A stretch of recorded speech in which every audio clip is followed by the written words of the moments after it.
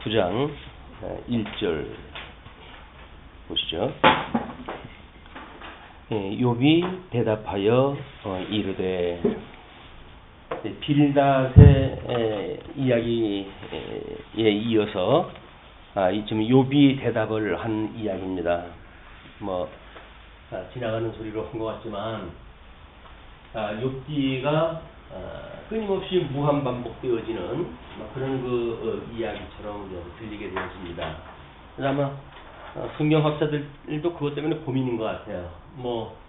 1차 토론이라고 해가지고 그 사람들의 생각이 또 달라져서 2차 토론한 것도 아니고, 1차 토론을 했을 때 설득 안 되기 때문에 2차 토론하고, 또는 엘리바스의 이론에 설득 안 되니까 또 어디 빌닷이라고 하는 사람이 등장을 하고, 또 빌닷에 의해서 소발까지 등장되어지는, 어떻게 보게 되면 9차례, 연 9차례나 이제 걸쳐서 소개가 되어지는데, 어떻게 보게 되면 별 의미가 없이 보게 되면 의미 없는 반복처럼 보이게 됩니다. 의미가 없는 반복. 근데 우리가 욥의 입장에서 보게 되면 욥은 지금 하나님 앞에 엄청난 그 고난 가운데 있기 때문에 이 사람은 자기의 생애를 놓고 지금 하나님 앞에 고통을 이야기하는 거거든요. 근데 우리가 아무리 남의 이야기라고 하더라도 그 관심 없어 하는 거는 참 염치가 없어요. 네팔에 한 4,400명이 죽었다, 어쩌다 이렇게 이야기가 되어지는데, 그건 신들의 나라라고 이렇게 이야기를 하는데, 신이 죽었다고 하는 니체 입장에서 보게 되면 얼마나 고소롭겠어요. 신의 나라, 신이 있다고 한다면 그렇게 수많은 사람들이 죽게 할 수가 있어? 라고는 질문을 던졌을 거란 말이에요. 그러니까 지금 네팔 지역의 사고가 나는 현장은 말도 못하는 그 고난 가운데 있고, 거기에 수많은 사람들의 이제 질문이 있을 수가 있고, 물론 어떤 가장은 자기의 식솔이 다 죽게 되어지고, 그러므로 또 절도하는 그런 그 사건까지 만들어지고 했다던데, 일단 내 손톱 밑에 바늘 가시가 찝히는 것처럼 그런 그 고통도 아니니까, 남의 고통이기 때문에 별로 우리가 고통스러우지는 않습니다. 욥이라고는 성경에 등장하는 인물임에도 불구하고 하나님께서 42계장을 거쳐가지고 지금 이 욥기서를 기록하게 하셨는데, 이런 것이 의미 없는 반복은 아닐 겁니다. 우리가 추론적으로 이제 그 욥의 고백에 의할 것 같으면 이 반복은 내가 그동안 귀로만 들었던 하나님에 대하여 눈으로 보게 되어진 전 과정이죠. 그러니까 욥의 아팠던 이런 그 과정들, 수많은 토론 가운데 우리가 그런 단순한 반복이 아니라 뭔가 진전적 의미가 있고, 이렇게 했을 때 우리는 비로소 욥의 어떤 그 여정을 따라 가지고 귀로만 들었던 복음에 대하여 눈으로 보게 되어지는 이 은혜의 참여가 되어지는 기회일 수 있죠. 이런 맥락으로 보게 되면 주님께서 우리를 이렇게 심한 고통이 아닌 가운데 간접 경험을 통해 가지고 지금 귀로만 들었던 복음을 눈으로 보게 하는 귀중한 초청입니다. 우리는 엄청난 초청을 받은 사람들이에요. 그걸 신학적으로 해야지만 부르심이니 소명이니 우리가 이야기를 하지만, 전 인생을 놓고 보게 되면 처음에 하나님이 불렀던 것이 소명이죠. 그러나 우리에게 무슨 직임을 주었을 때 우리는 소명받았다고 이야기를 하거든요. 근데 그거는 어떤 그렇게 큰 단락으로 지었을 때 그렇지만, 매 순간순간 말씀으로의 초대를 받는다는 이야기는 우리 하나님께서 특별히 우리를 갖다 초청하다 하시는 거예요. 근데 우리는 세상에 여러 일을 갖다 핑계를 대가지고 내가 마치 도와주는 것처럼 이야기가 되어지지만 그렇지는 않습니다. 그런 마음을 주어가지고 그 사람들을 빼낸다는데 우리가 이제 정신을 차리지 않으면 뭔가 참여하는 것에 대하여 상색을 내게 되어지는 거예요. 내가 가서 참석해주지, 이렇게 이제 되어지게 되면 참여하는 사람은 참여하는 사람으로서 의미가 없고, 또 그걸로 핑계대가지고 참여치 않은 사람은 마치 그걸로 해서 아무 일도 없던 듯이 이렇게 한다는 이야기는 의미 없는 반복의 삶을 살아갈 수밖에 없죠. 뭐 누구든지 다 뭐 그렇게 마련이지만 특별히 이제 욥기라고 하는 그 내용을 통해 가지고 봤을 때 문득 그런 그 생각이 듭니다. 우리가 의미 없는 반복인가? 끊임없이 하루 세 끼 먹고 하루 24시간 살고 거기서도 뭐 그렇게 정말 행복해서 죽을 지경도 아니고 뭐 하루 삶을 돌아보게 되면 뭐 고통 그런 그 고통 가운데 살아왔던 하루들인데 과연 이게 반복하고 있는 우리의 삶의 의미는 뭔가라고 하는 것을 욥기를 들여다보지 않냐고 찾지 못한다고 한다면 우리는 이건 어디서 찾을 수가 없어요. 그래서 이거는 지루한 반복이 아니라 우리의 일상을 깨우는 깨우침의 소리입니다. 어떻게 보게 되면 끊임없이 반복적이고 또 똑같은 얘기를 갖다 하는 것 같은데 이건 하나님께서 우리들한테 정신을 깨게 하고 또 의미 없는 것 같은데 의미를 발견케 하시는 하나님의 놀라운 섭리라고 이렇게 생각이 드네요. 이제 아마 하나님께서 이제 빌닷이라고 하는 그 사람을 통해 가지고 공격한 것이 뭡니까? 이제 그 우리 욥에게 욥이 불의하기 때문에 지금 이 환난을 당하고 있다는 거 아닙니까? 그리고 그 욥이 그 빌닷이 결국은 하나님의 공의와 심판 뭐 이런 것들을 거대한 이 담론이에요. 거대한 담론. 너무 크기 때문에 사실은 우리가 의미 없는 걸로 보일 것 뿐입니다. 너무나 거대한 우리 뭐 살아계신 하나님을 내가 믿어요. 성경에 어떤 통일성 있는 그런 그 성경신앙을 가지고 우리는 신존재가 확인됐어요. 성경으로 신존재가 확인되어졌기 때문에 우리는 그분을 믿고 살아요. 이렇게 이빠른 소리를 다 하지만 하나님께서 그러실 거예요. 야, 조그만 이해관계가 있어도 그것 때문에 핑계를 대는 그런 주제에 뭘 살아있는 나를 만났다고 싫은 소리를 또 하냐. 그럴 거 아니겠어요? 그러니까 우리는 영적으로 해가지고 엄청난 고통 가운데 있는 건데도 불구하고 눈에 보이는 것에도 의미가 크기 때문에 거기에 우리는 마음이 빼앗긴단 말이에요. 영적으로 고통으로 느껴지질 않아요. 지금 욥의 이런 그 고통 가운데 끊임없이 어떤 그 귀로만 들었던 하나님에 대하여 눈으로 보는 이 전 과정, 이런 그 과정이 우리들한테는 새로운 어떤 의미로 다가올 그런 그 기회가 아닌가, 뭐 이런 그 생각이 듭니다. 그래서 뭐 우리 먼저 번에도 이제 이런 그 욥기서의 강론 같은 경우는 뭐 20개들이 한 박스 정도면 6기가 끝났으니까 42개장을 거의 그냥 거의 60분에 두 과목씩 띄고 넘어간다든지 뭐 이래가지고 설렁설렁하고 갈 수밖에 없었던, 왜? 맨날 그 얘기가 그 얘기니까 그 얘기가 그 얘기인 것 같아요. 근데 하나님께서 우리가 열조의 언약도 봤을 때 어떤 의미 없는 그런 그 반복이 아니라고 우리가 이제 간판에다 해냈잖아요. 이미 아브라함에게 주었던 언약이 다르고 그 이삭에게 주었던 의미가 범위가 또 다르고 또 그의 아들 야곱에게 주었던 언약의 같은 열조라고 하지만 그 열조의 언약이 더욱 구체화되어지는 걸 우리가 볼 수가 있거든요. 그렇다고 한다면 열조의 언약만 구체화되어져 가는가? 욥의 이런 그 수많은 그 어떤 논쟁이라든지 이런 거는 과연 왜 하나님께서 이렇게 반복을 하게끔 하셨을까? 우리 신약성경 교리서처럼 뭐 기승전결 해가지고 이건 논해 버리게 되면 그냥 끝나잖아요. 근데 이거를 수 없는 어떤 그 시문학적 표현으로 해가지고 공감이 없으면 뭐 우리가 이렇게 깨닫기도 어려운 그런 이야기로 욥기를 주었다는 이야기는 끊임없이 우리가 거기서 공감을 끌어내기 위한 이 공감. 근데 이 공감을 다른 말로 뭐라면 뭐랄까 이게 사실 이게 믿음입니다. 믿음. 예수 그리스도를 믿는다고 그러는데 예수 그리스도의 마음이 없는 믿음이라고 하는 건 공업이 짝이 없는 거 아니겠어요? 그리고 우리 예수를 믿는다는 이야기는 예수님의 그 사역에 대한 공감이 가는 거예요.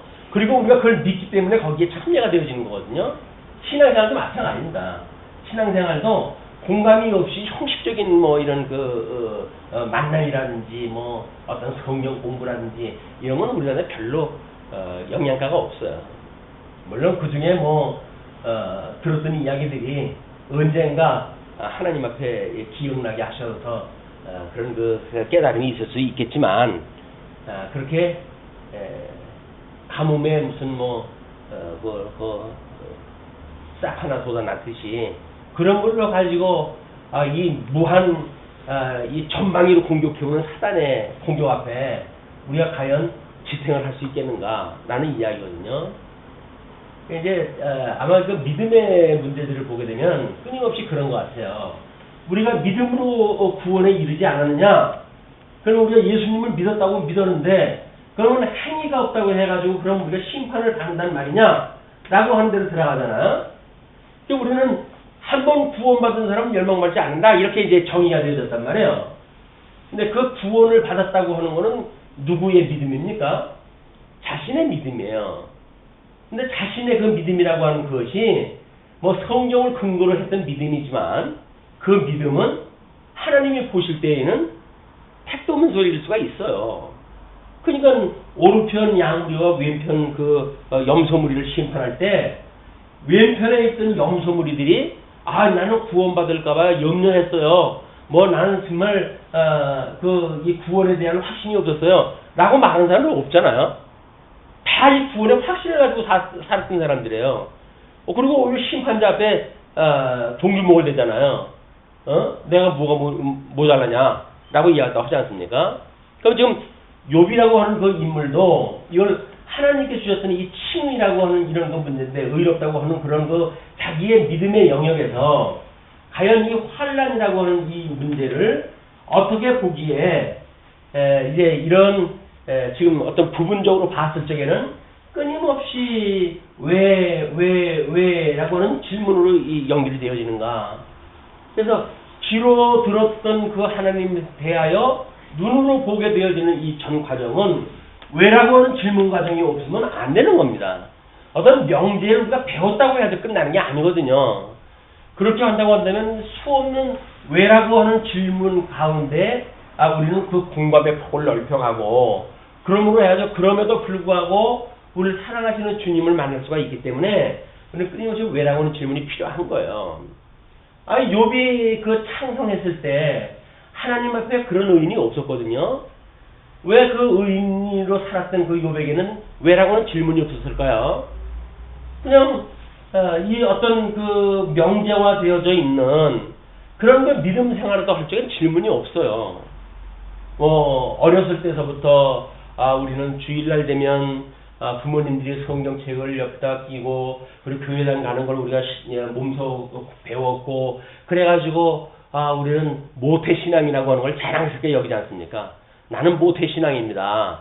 내가 어머니 배 안에 있을 때로부터 어머니의 이 성경 가르침을 받아가지고 성장해왔다는 거거든요. 근데 그 사람들의 삶을 보게 되면 전부 어떤 형식적인 신앙생활에 그냥 거쳐져 있는 거예요, 이게. 그래서 우리가 신앙적으로는 안정적인 것 같아요. 그 사람들한테 갈등도 없어요. 왜라고 하는 질문도 없어요. 성경에 대한 교리적인 그 공부에 의해 가지고 신존재가 확인되어졌고, 하나님의 축복이 몸소 자기 가정을 통해 가지고 다 확인되어졌거든요. 예수를 3대 정도 믿게 되면 그 집은 아주 편안한 삶을 사는 가정들이 많습니다. 우리 이제 초대 때 그 복음을 받았다는 사람들 보게 되면 지금쯤 와가지고는 지금 기존교회 전부 장로 목사님들 그런 그 분들이 그 자기의 할아버지 때로부터 예수님을 믿었던 가정서부터 시작되어진 거 아니겠어요? 근데 역설스럽게도 왜 교회는 점점 이상해져 갈까요? 이게 왜라고 하는 질문이 빠진 교조적인 신앙생활에 머물러 있기 때문에 그렇다. 하나님께서 끊임없이 지금 왜라고 하는 질문을 통해 가지고 이 귀로만 들었던 하나님을 눈으로 보게 하는 이 과정을 섭리하신 거다. 그래서 이것이 전 생애를 통해 가지고 지금 교육을 시켜가는 일이기 때문에 우리는 눈에 이렇게 딱딱 띄질 않습니다. 이렇게 급격하게 뭐가 달라지고, 그래서 욥기 첫 번째 이 어떤 엘리바셋의 토론을 통해 가지고 들었던 그런 질문하고 빌닷의 질문하고 급격한 차이가 있어가지고 그러면 그렇지 이렇게 우리한테 나타나진 않아요. 그리고 그 세 친구가 위로하는 그 사상의 체계를 보게 되면 철저하게 우리하고 똑같은 생각을 가지고 있는 사람들이에요. 예수님을 믿는다고 하는 우리들의 이 교조적인 신앙생활을 하는 사람들하고 똑같은 신앙을 가지고 있는 사람들이기 때문에 그 사람들의 말에 대하여 뭐 그렇게 뭐 잘못한 얘기가 뭐가 있어요. 구구절절이 다 옳은 얘기인데. 그러니까 우리는 분별할 수도 없고 차이도 없고 그나마나 금압이니까 그 뭐 매일같이 뭘 그거 들어요. 그저 뭐 한 달에 한 번 정도씩 4주 격주로 듣든지 뭐 이렇게 해가지고 듣게 되면 대충 또 우리 뭐 들은 것이 있으니까 성경 신학적으로 해가지고 이미 어떤 그 틀이 있으니까 갖다 끼워 맞추게 되면 다 뭐 아는 거 아니겠어요? 근데 맞아요. 인식은 충분히 그렇게 할 수가 있어요. 그냥 이론적 인식은 그렇게 가능해요. 그러나 삶을 통한 우리들의 그 인식은 말씀으로 무단히 우리가 성장해가는 일이기 때문에 그렇게 되어지지 않는다는 거예요. 말씀을 듣는다고 하는 것이 일용할 양식을 우리가 구한다는 이야기가 그래도 소중한 거고 그러기 때문에 공예배가 중요하다는 거거든요. 근데 이거를 그냥 어떤 내용 파악하는 그런 기능적인 걸로 접근한다고 한다면 그건 이미 신령한 예배의 이 어떤 자세가 아닙니다. 이런 그 문제를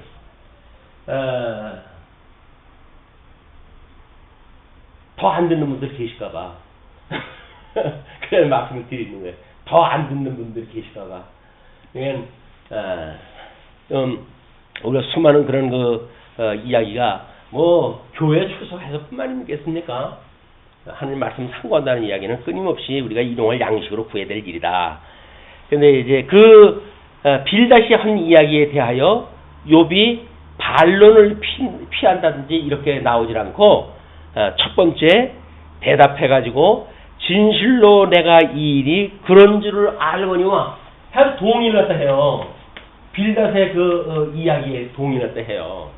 하나님의 전능하심, 하나님의 의로우심, 하나님의 심판주 되시는 하나님, 그에 대해서 동의 안 할 바가 없잖아요. 다 동의할 이야기들 아니겠어요? 동의를 갖다 하는 거예요. 진실로 내가 이 일이 그런 줄을 알거니와 인생이 어찌 하나님 앞에 의로우랴. 그러면 이 하나님의 하나님의 이 의와 인간의 이 의와 이거를 동일시한다고 하는 그런 그 개념이 아니었다.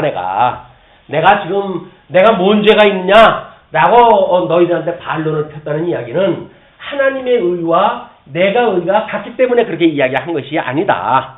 하나님의 의와 인간의 의를 어떻게 비교할 수 있겠느냐. 그렇게 이제 이야기를 풀어나가는 거예요.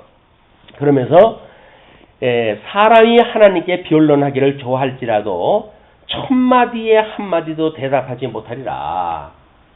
하나님께서 말씀을 우리한테 주신 거에 거기서 우리가 반론을 한 구절도 가지고 할 수가 없는 거예요. 이 성경을 통해 가지고 우리한테 주셨던 그 말씀도 마찬가지입니다. 거기서 왜 이런 모순의 말씀을 하실 수가 있습니까? 라는 이야기를 할 수가 없다는 거예요. 왜? 이 하나님의 의는 인간의 의와 전혀 비교할 수가 없기 때문에 그렇다는 이야기죠. 그러니까 이건 하나님의 의는 이게 절대적인 의거든요. 절대적인 의. 이 인간의 의는 전부 상대적인 의 아닙니까? 이 상대적 의라고 하는 것은 절대적 불의 가운데 있는, 절대적 불의에 있는 가운데 상대적인 선악이기 때문에 하나님 거에 대해서는 도저히 하나도 거기서 비교할 수가 없는 것이다. 그렇기 때문에 천마디에 한마디도 대답하지 못하리라. 그런 마음이 지혜로우시고 힘이 강하시니 그를 거슬려 스스로 완악하게 행하고도 형통할 자가 누구이냐. 하나님의 그 마음은 지혜로우시고 힘이 강하시대요. 자, 이제 우리 그 마음이라고 이야기를 이제 했는데, 마음은 우리가 이 영과 육이라고 하는 우리 하나님이 만드는 어떤 이분법이라고 하는 이분설로부터 시작이 되어지는 거 아니겠어요? 그 이 마음이라고 하는 정의를 우리들의 이 기억과 감정과 그 다음에 생각이 이렇게 깃들이는 곳 아니면 거기에서 발현되어지는 곳, 이걸 우리가 마음이라고 그랬단 말이에요. 근데 하나님께서 우리를 상실한 마음대로 내어버려 준 상태가 타락되어진 거 아니에요? 이게 상실한 마음대로 죽은 것이 타락되어진 상태예요. 이 타락되어진 상태는 이 하나님에 대하여 알 수 있는 길이 전혀 원천적으로 봉쇄되어져 있는 때입니다. 그렇기 때문에 이 우리 사망에 있던 우리들을 주님께서 새 생명을 주어가지고 중생하게 하셨을 때 비로소 우리는 하나님에 대한 의의를 깨닫게 되어진단 말이에요. 근데 그 하나님의 의의가 우리는 그냥 로마서의 논리처럼 그냥 복음에는 하나님의 의의가 나타나서 믿음으로 믿음에 이르게 한다. 그래서 의의는 믿음으로 말미암아 사는 거다 이렇게 이해하다 하는 것인데 그 믿음으로 산다고 하는 그런 로마서에서 말하고 있는 하나님의 의의에 대한 어떤 명제적 설명, 교리적 설명 그런 것들이 12장 이후에 의의 실제라고는 삶의 문제와 연결되지 않은 이론이라고 한다면 우리는 여전히 논리라고 하는 거는 한 번 만들어지게 되면 그냥 끝나는 거 아니에요.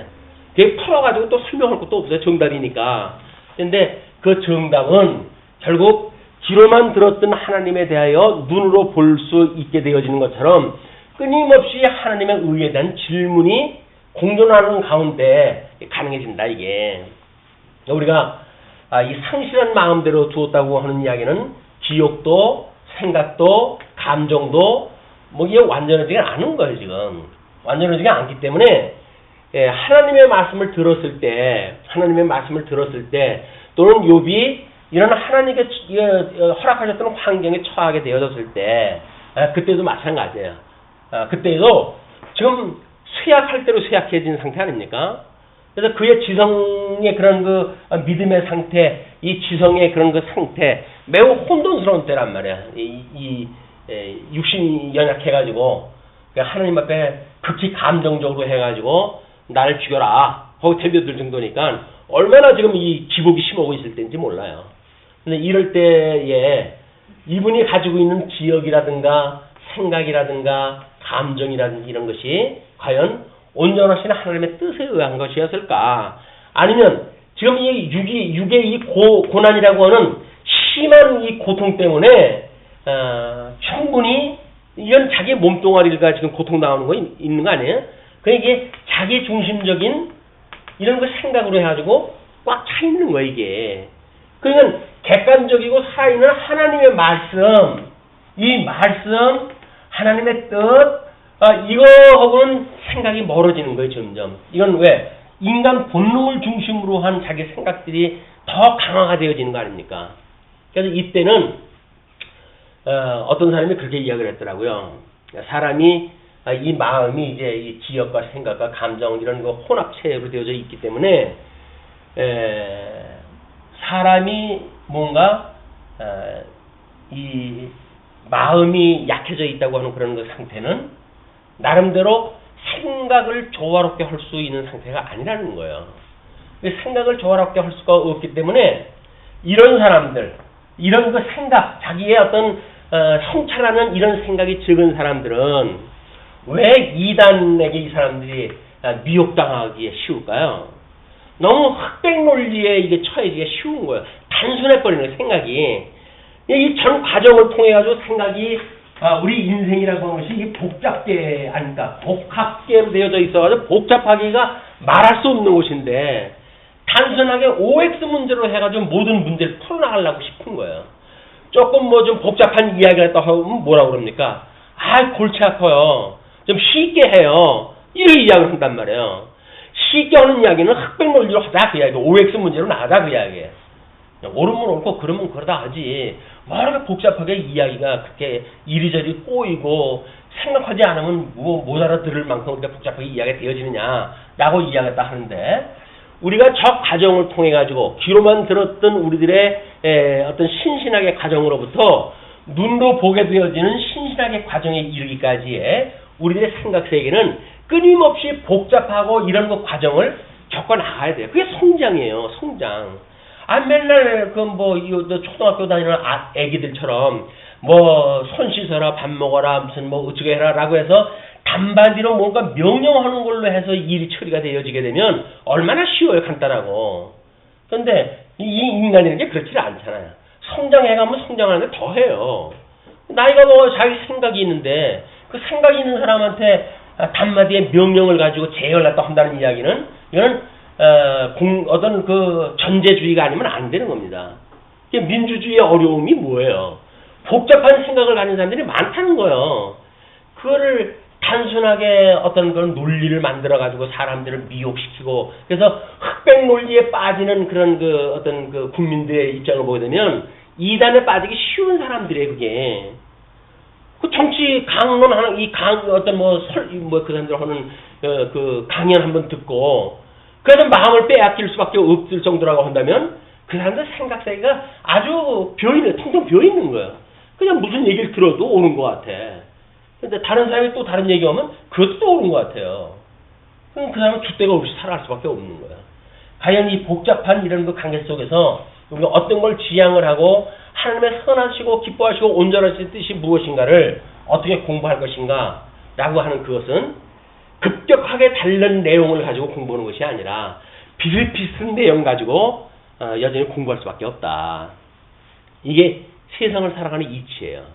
그렇기 때문에 눈에 보이는 듯 보이지 않는 듯한 이런 과정에서 얻어지는 것이기 때문에 백발을 종기 여길 수밖에 없는 거란 말이에요. 이론만 공부하는 거라고 하면 20대에 머리 상큼하게 돌아갈 적에 몇 번만 듣면 다 알죠. 근데 그 다 안다고 해도 그렇게 살아가시나요? 아니에요. 근데 백발은 아무리 늦은 듯 출발을 갖다 하고 간다고 하더라도 이렇게 조금씩 변화되어진 거를 몸소 이걸 체험을 해온 사람들이기 때문에 우리가 백발을 종기 여기게 되어지는 거다. 근데 이런 생각도 없이 나이만 먹게 되어진다고 한다면 그러면 나이 젊은 사람하고 다르게 아무것도 없잖아요. 우리들의 경험은 이렇게 눈에 보이지 않는 조그마한 변화로부터 만들어지는 일이기 때문에 매우 우리가 이 욥기서에 대한 아주 어떻게 보게 되면 또 그 얘기한다 이렇게 나올 수밖에 없죠. 어떤 사람은 또 강론이 맨날 그 얘기라고 해가지고 실증을 낸다 그러는데 참 이상하죠. 복음이라고 하는 건 그것 때문에 우리가 행복한 사람들인데 똑같은 이야기 한다고 신경질 난다고 한다는 건 얘기는 뭐예요? 복음이 아닌 거예요. 그냥 정보예요, 정보. 근데 정보를 알고 있는 정보를 또 준다고 생각이 드니까 무슨 강론 맨날 한 얘기 또 오고 그러냐고. 성경에서 예수 얘기하던데 십자가 얘기가 맨날 그 얘기지. 뭔 새로운 정보를 갖다가 원하고 있어요. 그건 잘못 알고 있는 거예요. 복음에 대한 오해가 있는 거예요. 자기가 뭔가 속이 허해지니까 뭔가 이 허한 것이 뭔가 지식 체계를 세우면 되지 않을까 라는 새로운 정보를 달라고 그러는 거예요. 근데 새로운 정보 의도 상관이 없어요. 소용없어요. 왜? 이미 마음이 텅 비었거든요. 상실을 갖다 해가지고 이미 다 텅텅 비어있기 때문에 아무리 좋은 걸 집어넣어도 흡족하지 않습니다. 이거는 우리 하나님께서 우리를 이 상실했던 마음으로부터 회복을 시키는 이 회복에 참여되지 않으면 우리한테는 기대할 수가 없는 거예요. 우리 예수 그리스도로 말미암아 회복되어졌다고 그러는데, 회개했다고 그러는데, 말씀을 들을 때마다 끊임없이 이게 자기의 어떤 그런 그 부정이 만들어지고 나는 죽어서 없어요 라고 해서 자기 좋은 거에 뭔가 포커스를 맞추려고는 이것이 없어져야 하나님의 선한 것에 맞출 수가 있는데, 끊임없이 자기 기준에다 맞춰가지고 자기 입장에서 자기 형편에서 이렇게 아주 신앙생활을 하고 강론을 듣고 하니까는 하나님의 말씀이 텅텅 튀어나가는 거예요. 그건 이미 하나님께서 들을 길을 주지 않았다는 현상입니다. 이게 우리한테 끔찍한 이야기 아니에요? 하나님의 말씀을 듣고 싶은 어떤 그런 마음이 없어진다고 하는 이야기는 하나님께서 우리를 뭔가 지금 상실한 마음 쪽으로 이걸 우리를 돌려놓고 있다는 이야기인데, 그걸 정신 차리고 듣게 되면 끔찍한 이야기죠. 근데 그게 아무렇지도 않아. 적당한 핑계거리만 있으면 우리가 얼마든지 피해 나갈 수가 있어. 인간 앞에서 핑계가 무슨 소용이 있어요. 하나님 앞에 그게 다 드러나는 일인데, 이렇게 우리가 미련한 삶을 산다. 그런데 하나님은 마음이 지혜로우시고 힘이 강하시니 그를 거슬려 스스로 완악하게 행하고도 형통할 자가 누구이랴. 여기서 이런 우리 인간의 구성이 이렇게 될 수밖에 없는데, 우리가 어떻게 이 전지전능하신 하나님을 대적해가지고 우리가 그걸 이룰 수 있는 길이 어디 있겠느냐, 그 이야기에. 이미 여기는 자기 부정이 들어가는 겁니다. 이제 욥이 할 수가 없다. 인간의 그런 형편으로서는 그런 그 이야기죠. 그가 진노하심으로 산을 무너뜨리시며 옮기실지라도 산이 깨닫지 못하며, 뭐 지금 뭐 산을 옮기시는 사건 뭐 이것이 그 뭐 지진으로 일어나는 건 천재지변을 우리가 지금 몸에서 보고 있잖아요. 옛날 같으면 뭐 그쪽에 있는 일을 우리가 어떻게 알겠습니까만은 지금 뭐 뉴스를 통해 가지고 처참한 장면들을 우리가 다 보고 있는데 우리는 그냥 다만 지구 반대편에서 일어나는 일이라고 보지요. 어떻게 보게 되면 우리 산이 무너지고 있는지도 모르고 우리들의 이야기인 줄 모르고 남의 이야기라고 생각이 들어가지고 편안하게 우리가 잠을 잘 수 있는지 몰라요. 옮기실지라도 산이 깨닫지 못하며 그 이야기는 내 몸을 쳐가지고 변화가 생긴데도 불구하고 내가 깨닫지 못하며 똑같은 거예요. 그죠? 왜? 우리는 이 천지인에 대한 이것이 같은 원리라고 그러지 않았어요. 하나님의 뜻이 하늘에서 이루어진 것처럼 땅에서도 이루어지기 때문에 땅에 발붙이고 살아가는 이 인간들의 이 일도 마찬가지로 이 일이 이루어지고 있다. 그래서 하늘은 하나님의 보좌요, 이 땅은 발등상인데 우리들은 하나님을 모시고 사는 성전이라면요. 우리가 그렇다고 한다면 보좌와 발등상이 함께 있는 성전이에요. 이게 이것이 똑같은 그런 구조로 되어져 있다. 우리가 그냥 비록 여기서 욥은 산을 들고 들어가지고 지금 이야기를 하지만 욥의 그런 그 고백 가운데는 자기 몸이 이렇게 산이 무너지는 것처럼 내가 다 쳐가지고 다 부서지고 이 뼈마디까지 다 녹아버리는 산이 움직여진 것처럼 그런 그 형편에 있는 자기의 이야기라면 신앙 고백을 그 땅을 그 자리에서 움직이시니 그 기둥들이 흔들리로다. 그때는 뭐 타산을 중심으로 해가지고 이제 이 하늘을 떠받치고 있는 걸로 이 아주 그 원시적인 그 우주관을 가지고 있는 사람들의 심리학적인 표현이니까 지금도 우리가 두 다리를 기둥으로 해가지고 우리 몸뚱어리를 지탱하고 있는 거 아니겠어요? 근데 하나님께서 무릎을 쳐가지고 힘을 빼가지고 거기 주저앉게 만들어 놓은 거 아닙니까? 이게 지금 이 고백 그대로란 말이에요. 땅을 그 자리에서 움직이신 그런 그 사건이고 그 기둥들이 흔들리는 사건이다. 이게 그가 해를 명령하여 뜨지 못하게 하시며 별들을 가두시도다. 그럼 지금 하늘에 이 해를 명령하여 뜨지 못하고 여기서 별들을 가두신다는 이야기는 뭐예요? 지금 하늘에 있는 이 삼층천과 지금 이 땅과의 그 사이에 궁창에 있는 지금 이걸 갖다 가졌다는 이야기는 우리들의 마음에 있는 이게 지금 우리 마음이 궁창이라고 하지 않았어요, 이게? 여기에 하나님을 알만한 빛이 다 없어졌는데도 불구하고 그걸 우리는 눈치를 못 채우고 있다, 그 이야기예요. 그가 홀로 하늘을 펴시며 바다 물결을 밟으시며 이게 이제 하늘을 발등상으로 삼으시고 땅을 발등상으로 삼으시고 하늘을 보호자로 삼으신 분에 대한 표현을 지금 그렇게 한 거죠.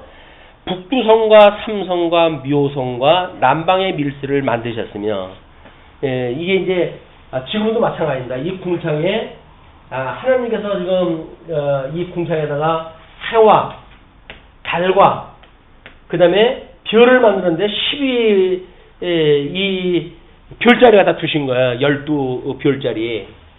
이 12자에 대한 이 별자리가 지금도 이제 1년에 한 바퀴씩 돌면서 그 별자리로 해가지고 운세를 치고 하는 것도 바로 그것 때문에 우리 점을 치는 겁니다. 물론 동양에서 해와 달이라고 하는 음양학을 통해 가지고 점 치는 것도 마찬가지죠. 근데 이 사람들은 왜 이걸 가지고 점을 칠 생각을 했을까요? 이게 하나님의 뜻이 하늘에서 이루어진다고 하는 일반 계시를 이 사람들이 아는 거예요. 그건 이 땅에서 이루어지는 것이 그냥 이루어지는 것이 아니라 저 하늘의 뜻이 지금 이루어진다고 하는 걸 아는 겁니다. 그냥 끊임없이 우리 조상들의 이야기를 보게 되면 하늘의 뜻 이렇게 이야기를 해요. 하늘이라고 하는 것이 하나님이라고 하는 그거를 만드신 분을 그 사람들은 모르기 때문에 그냥 하늘이 그렇게 모든 걸 해간다고 믿어지는 거죠. 그래서 하늘도 무시무시지 하늘이 무섭지 않느냐 뭐 이런 그 전부 이야기가 이 이야기야. 이 동양적 사고를 가지고 하는 이야기들이다. 이거는 지금 여기에 지금 이 해와 달과 이 별자리가 빛을 잃는다는 이야기는 우리가 지금 이 하나님의 말씀으로 해가지고 우리의 마음이 지금 이게 작동이 돼야 되는데 우리가 상실했던 마음이 하나님께서 회복해 주심으로 해가지고 가게 되어지게 되면 끊임없이 깨어있는 말씀으로 우리 공부를 할 거란 말이에요. 근데 그렇지를 못한다고 하는 그 이야기는 뭐야? 이미 우리 마음에 먹구름이 끼었다 그 이야기예요. 먹구름이 끼어가지고 말씀도 듣기가 싫고 교회도 나오기 싫고 하나님 얘기하면 짜증나고 그렇게 되어지는 거예요 이게. 우리 마음이 어두워진 거예요. 그걸 우리가 신문학적인 표현으로 해가지고 해가 다 이 빛을 잃고 별자리 여기에 난 이거 한번 찾으면서 처음 그 북두성이라고 하는 그 이야기가 북두성이라고 이렇게 표현이 되어져 있는데 그것이 큰 곰자리래. 큰 곰자리. 그 큰 곰자리가 북두칠성이 큰 곰자리 속에 함께 이렇게 연결되어져 있더라고요. 그 포함되어져 있는 거를 큰 곰자리라고 이렇게 이야기를 하더라고요. 북두성 했을 적에는 우리가 북극성이라고 하는 특별한 이제 그 별자리 때문에 그렇게 이야기를 하는데 여기서 말하는 북두성은 큰 곰자리라고 하는 전체 별자리를 갖다 이야기한다. 라고 하는 그런 그 내용을 보면서 뭐 언젠가는 봤을 텐데 배로가 아주 새삼스럽게 북두칠성이라고 하는 이제 큰 곰자리 속에 포함되어져 있는 그냥 그 별자리로구나 이렇게 공부를 갖다 하게 됐어요.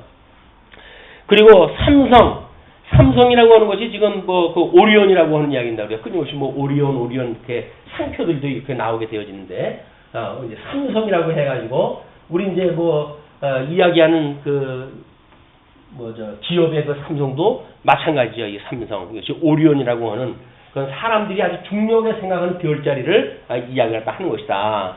그래서 그걸 찾아보니까는 그 뜻이 오만한 뜻이래. 오만한. 얼마나 잘난 척하면 오만하다고 그러겠어요. 거기에 하나님께서 그런 이런 것들을 다 만드셨다. 별자리를. 정말 묘성이라고 나와져 있는데 묘성이라고 하는 거는 뭐 더미라고 하는 뜻인데 시리우스라고 하는 그 뜻으로 가지고 있는 별자리라고 이렇게 합니다. 그걸 큰 개 별자리, 큰 개 별자리.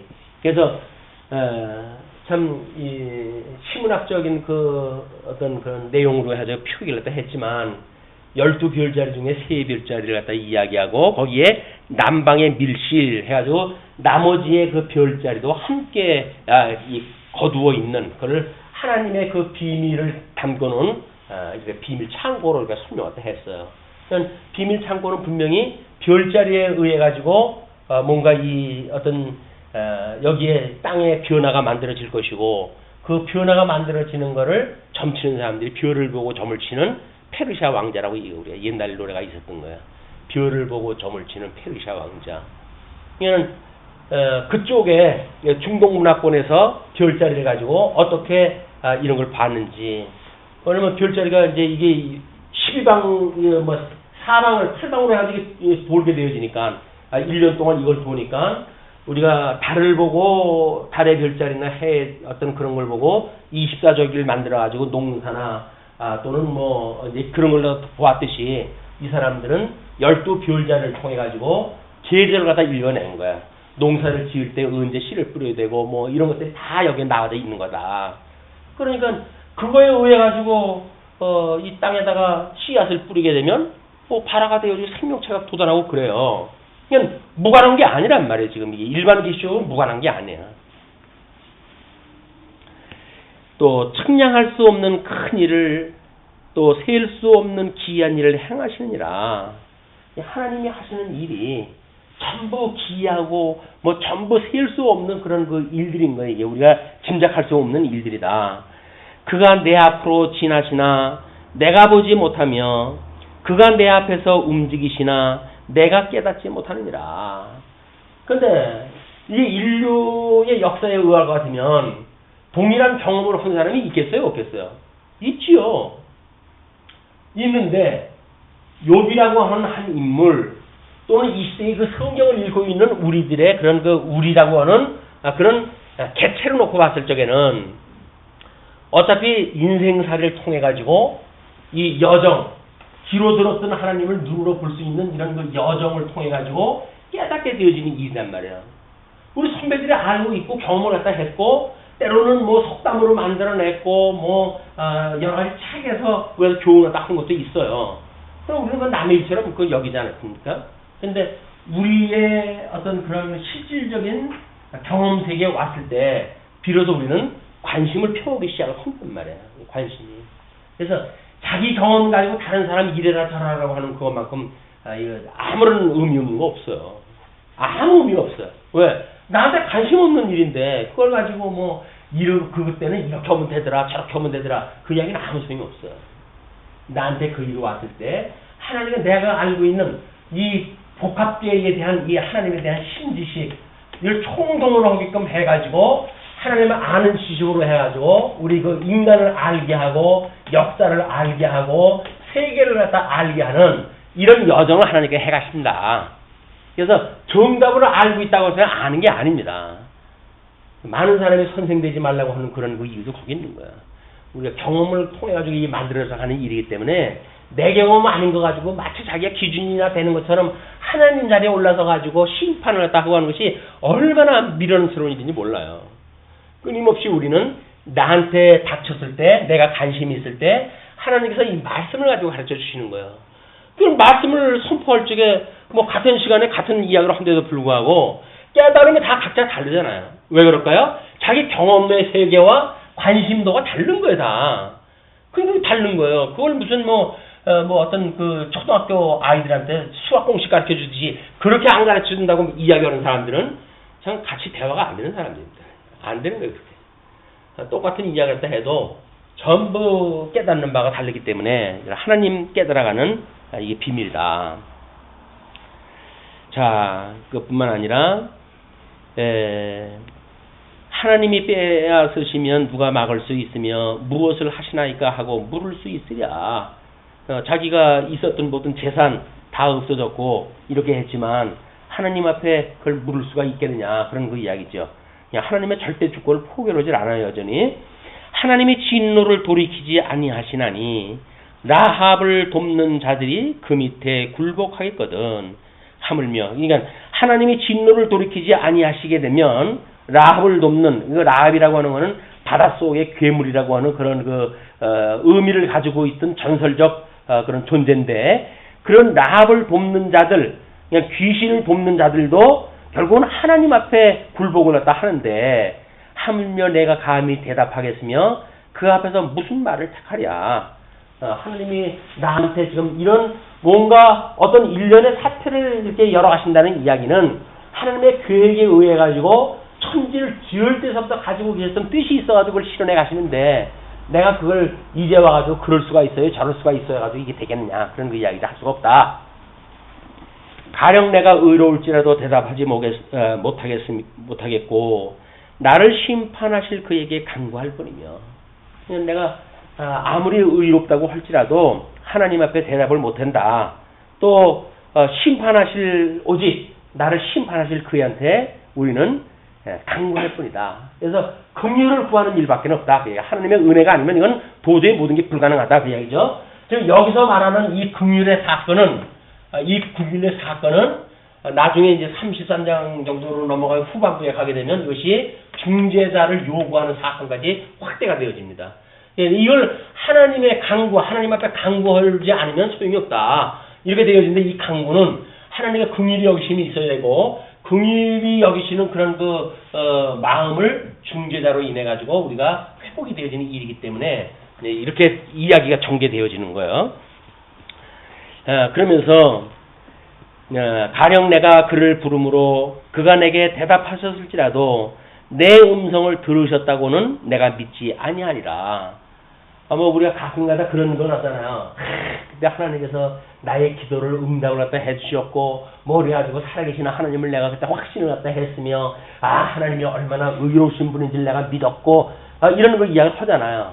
근데 조금 들어가지고 조금 난이도 높은 교육이 들어가게 되면 다 그거 소용없어요. 그거 다시 공부해야 돼. 다시 공부. 그러니까 뭔가 우리가 믿음이라고 하는 거는 자꾸 쌓아가는 건 개념이 아니라 그때그때 주시는 거란 말이에요. 다만 그런 성장되어진 그런 그 과정을 통해 가지고 더 좀 성장되어진 믿음을 우리한테 주셨을 때 감동이 되어져 가는 것이다. 그러니까 내 음성을 들으셨다고는 내가 믿지 아니하리라. 그런 그 이야기 의미가 하나님께서 그때 내게 응답을 갖다 해주셔가지고 그때 환난을 이겼어요 라고 이야기를 하지만 그러면 그때 그렇게 배웠던 그런 응답이 오늘날까지 유효해야 될 거 아니겠어요. 근데 그때는 유효하고 왜 지금은 유효치 않을까요? 그러니까 그게 우리가 흔들리는 거란 말이지. 그래서 내가 그걸 믿지 아니하리라. 그가 폭풍으로 나를 치시고 까닭 없이 내 상처를 깊게 하시고, 여기서 이 왜라고 하는 질문에 이제 이 까닭이라고 그러잖아요. 까닭. 이 까닭은 이유라고 하는 이야기인데, 욥이 지금 하나님 앞에 욥을 시험을 갖다 하겠다는 이유도 뭐예요? 지금 까닭 없이 하나님을 경외하겠습니까? 라고 하는 이야기였잖아요. 그러니까 아니다. 걔는 까닭이 있어서 경외하는 게 아니야. 라고 이야기했잖아요. 그러니까는 이 사단이 이제 그 까닭을 만들어가지고 해가지고 지금 이 진노 속에 집어넣었단 말이야. 이렇게 했을 때 내가 지금 까닭이 있어가지고 주님을 경외했습니까? 라고 하는 원천적인 사단의 질문에까지 지금 욥이 갈 것인가 말 것인가. 이걸 우리가 어떤 팁으로, 이걸 관전 포인트로 이제 봐야 돼. 관전 포인트. 우리 주님께서 까닭 없이 경외하셨다고 사단한테 자랑을 했는데, 그런데 사단이 이렇게 쳤다고 해가지고 내가 까닭 없이 주님을 섬겼습니다 라고 이야기하는 데까지 갈 것인가, 아니면 거기까지는 같이 아니하고 끊임없는 질문을 통해 가지고 주님께서 내가 주님 앞에 경외했던 그런 믿음의 그 경외가 그 다음에 이 까닭이라고 했던 사단이 정지했던 모든 내용들을 불식시키는 데까지 이르게 되어지는 신지식에 대한 그런 까닭으로 되어질 것인지, 그걸 이제 우리가 확인을 갖다 해가는 관전 포인트로 봐야 될 것 같아요. 전쟁이 일어났으니까. 그리고 그 18절, 나를 숨쉬지 못하게 하시며 괴로움을 내게 채우시는구나. 괴로움도 탱크처럼 이 정도가 있어요. 그걸 하나님께서 돌을 조금씩 높여서 채운다고 이야기하죠. 고문을 갖다 할 때 그런다 그러죠. 전기 고문하는 거 보니까는 뭐 몇 볼트까지 올리느냐에 따라 가지고 일찍 고백을 갖다 하게 되면 낮은 그 고문에서 풀어주지만, 아니면 자꾸 전압을 높여가지고 고통도를 갖다 높이는 이런 모습을 보게 되어지는데, 이게 지금 그 하나님이 우리들을 펴가실 때 하는 그런 그 일들이다. 힘으로 말하면 그가 강하시고 심판으로 말하면 누가 그를 소환하겠느냐. 하나님 전능자고 절대자인데, 가령 내가 의로울지라도 내 입이 나를 정죄하리니 가령 내가 온전할지라도 나를 정죄하시리라. 이건 자기가 하나님의 의와 다른 것을 끊임없이 이야기를 하는 겁니다. 나는 온전하다마는 내가 나를 돌아보지 아니하고 내 생명을 천히 여기는구나. 하나님 앞에 나는 나름대로 온전하다고 생각이 드는데, 내가 나를 돌아보지 아니하고 내 생명을 천히 여기는구나. 과거에 까닭 없이 섬겼다라고 하는 데까지 갈까봐 지금 경계하는 거예요, 지금 그게. 그러면서 이 일이 다 같은 것이라 그러므로 나는 말하기를 하나님이 온전한 자나 악한 자나 멸망시키신다 하나니. 이 욥의 주장이에요. 하나님께서는 온전한 자나 악한 자나 멸망을 시키신다. 갑자기 재난이 닥쳐 죽을지라도, 그러니까 지금 까닭이 있어가지고 그렇게 한 것이 아니라, 지금 욥의 그 고난은 까닭이 사단의 이야기처럼 까닭이 있어가지고 고난에 온 것이 아니라, 온전한 자나 악한 자나 다 멸망을 시키시기 때문에 갑자기 재난이 닥쳐 죽을지라도 무죄한 자의 절망도 그가 비우시리로다. 내가 만약에 너희들 그런 질문 앞에 나는 의인이야, 나는 설사 그렇게 이야기를 했다고 한다면, 내가 까닭 없이 죽는다고 했을 때 온전한 자나 악한 자나 다 죽는다고 이야기했을 때 하나님께서 웃지 않겠느냐, 그런 그 이야기죠. 세상이 악인의 손에 넘어갔고 재판관의 얼굴도 가려졌나니 그렇게 되게 한 이가 그가 아니시면 누구랴. 그러니까 사단에게 이걸 맡겨가지고 지금 나를 이렇게 애매한 고난을 당하게 하시는 그런 거를 지금 간판에다 한 거예요, 지금 욥이. 그러면서 이제 25절서부터는 이제 욥이 죄인으로 취급받음을 번뇌하고 두려워하는 사건이 소개가 되어집니다. 나의 날이 경주자보다 빨리 사라져 버리니 복을 볼 수 없구나. 자기의 그 날이 경주자보다 빨리 사라져 가기 때문에 복을 볼 수 없구나. 이것이 은혜가 회복이라고 하는 어떤 소망을 가졌으면 좋겠는데, 뭐 이제는 거의 아주 절체절명의 시간까지 이른 거야. 이제는 조금 가면 이제 끝나겠구나, 내 인생이. 이렇게 본 거죠. 뿐만 아니라 그 지나가는 것이 빠른 배 같고 먹이에 날아내리는 독수리와도 같구나. 이 자기의 고통스러운 세월에 대하여 어떻게 이렇게 아름다운 심리학적인 표현을 갖다 할 수가 있는지 기자가 따로 있는 거예요. 욥이 아니라 그걸 갖다 노래한 기자가 따로 있어요. 어떤 사람은 나중에 뒤에 나오는 그 인물을 저자로 보는 사람들도 있어요. 느닷없이 그 사람이 왜 등장했다 하느냐라고 하는 문제 때문에. 근데 어쨌거나 자기의 고통 중에 이렇게 심리학적 아름다운 표현이 나올 수가 없죠. 그러나 이제 자기의 그런 그 이야기, 어떤 고백 그런 거를 기자가 이걸 심리학적 표현을 할 때 아름다운 모습으로 이렇게 표현을 한 거다. 우리 편지 쓸 때 그러잖아요. 세월이 유수와 같아서 뭐 저거 해가지고.